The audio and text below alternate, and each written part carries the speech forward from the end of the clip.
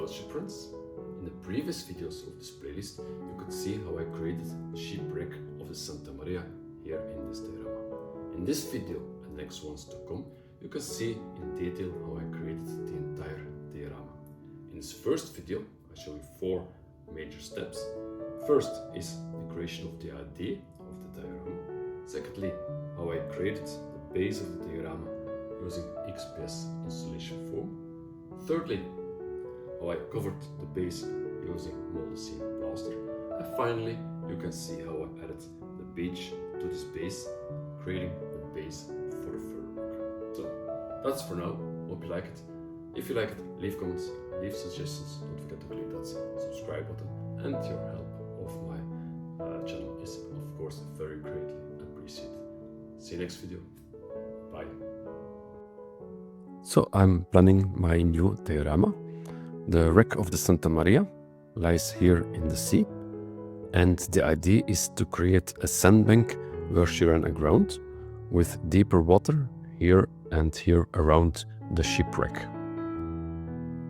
Over here I'll start with a cliff covered in tropical rainforest, and here is then enclosed a sandy bay. The bay will extend to about this point where a rock formation rises out of the water, so where I placed here the bubble wrap that will become the sand. And here again another cliff, a steep one, also covered with vegetation.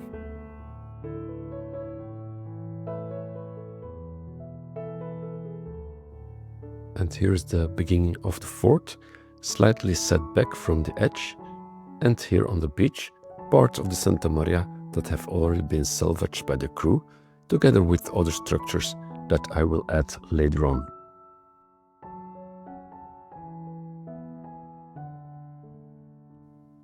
But first we need to build the base.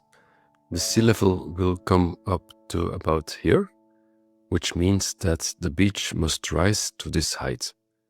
So I'll make a large XPS foam board fixed to the base plate, and the cliffs will be attached on top of this base plate. So this is the level 0, the ground layer, up to where the sea will reach. This will be the beach, and from here the sea begins. I'll attach thinner strips of XPS going downward, so the water can have different colors depending on the depth. Here will be the rock formation rising above the sea. Here's the beach, and here I'll add extra layers of XPS to shape the rock structures. So it's starting to take shape. I'm happy with this layout. The main focal point will be here, the ship, then the beach and the fort. And over here there's a second focal point, the steep cliff with vegetation, the broken rock in the water, and a connecting structure here.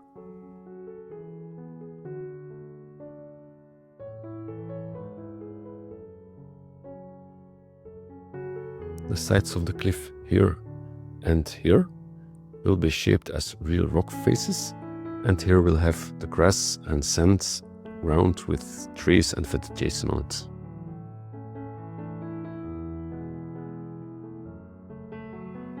I cut the wooden strips to size and screw them into each other, one into the board and one into the base plate.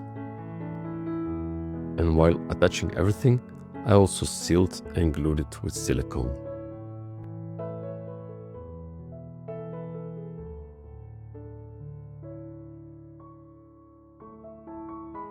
So especially here, where the resin will be poured later on, there can be no leaks at all. The large cliff section is ready separately. It will be placed here, but first I need to sculpt the cliff walls into proper rock. Then I still have 2 smaller walls here that will connect to the protruding rock.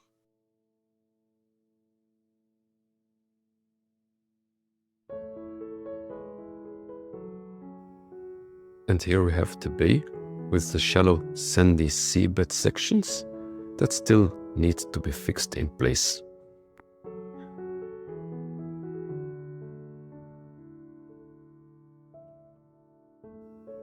And here again an elevation, an extension of the sea bank up to here, the large offshore sea bank where the ship ran aground.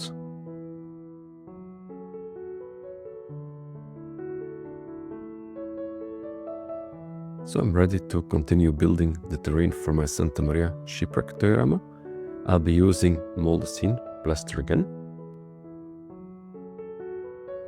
And to prepare it, you slowly mix 8 fluid ounces of plaster, which I already measured, with 3 fluid ounces of water. So 1 cup like this is about 50 millimeters. I'll add just slightly more water in total, so the mixture stays workable for a little bit longer.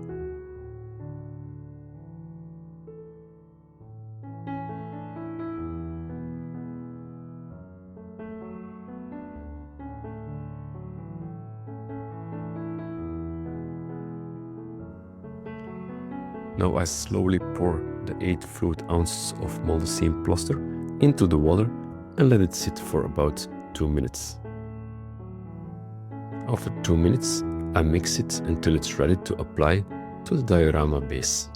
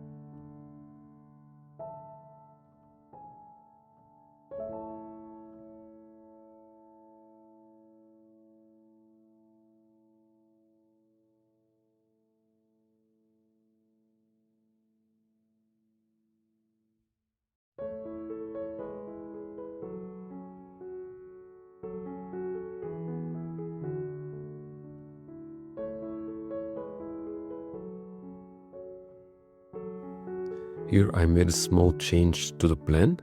Instead of adding another cliff here, I extended the beach a bit further because I was afraid the camp would feel too enclosed otherwise between 2 large cliffs. And you can see here that my Santa Maria ship is now fully stranded.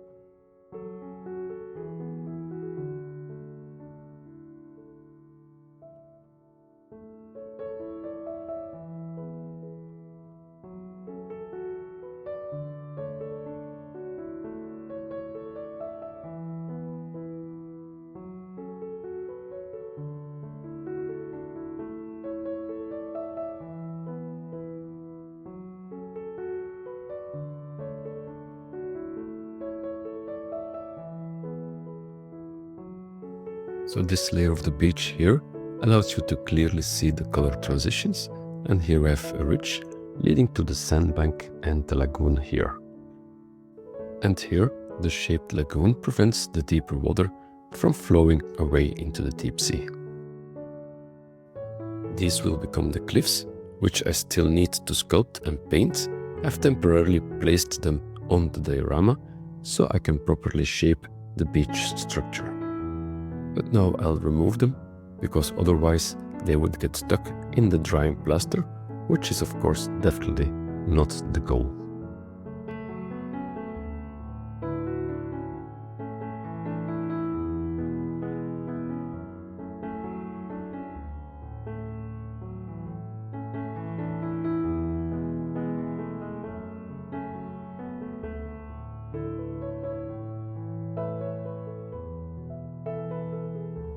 Now I'm preparing the top of the large cliff, again using mold seam plaster.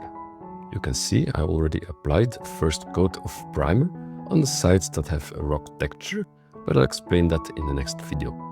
There will be channels carved into the plateau to guide the water down to the sea. The top is now prepared and the channels are cut into the XPS foam. And at the back I glued cardboard strips to help shape everything neatly. And here I created two large grooves.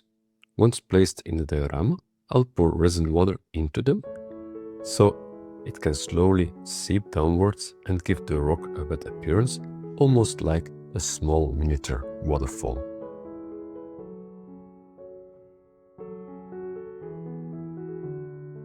And here there are a few small hills where vegetation will be added later on.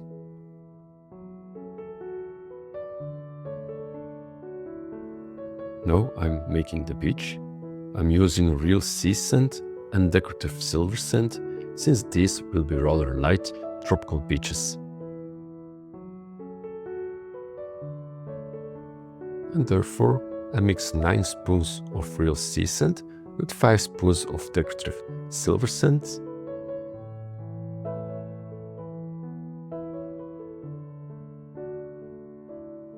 And now I apply a 1-to-1 mixture of white wood glue and water onto the mold scene base.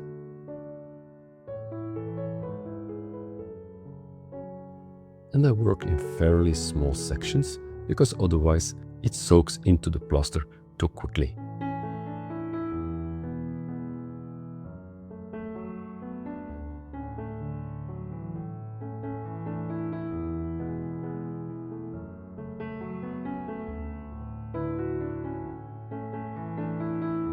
And when everything is finished, I'll sprinkle the top again with a water and glue mix to fully fix the surface layer. And after that, I'll seal the beach with Mod Podge, where the resin water will be poured, so it avoids leaking totally at all. Here I apply undiluted wood glue onto the sandbank and spread it with a brush. This is necessary because otherwise the mixture would run off and the sand would not adhere properly.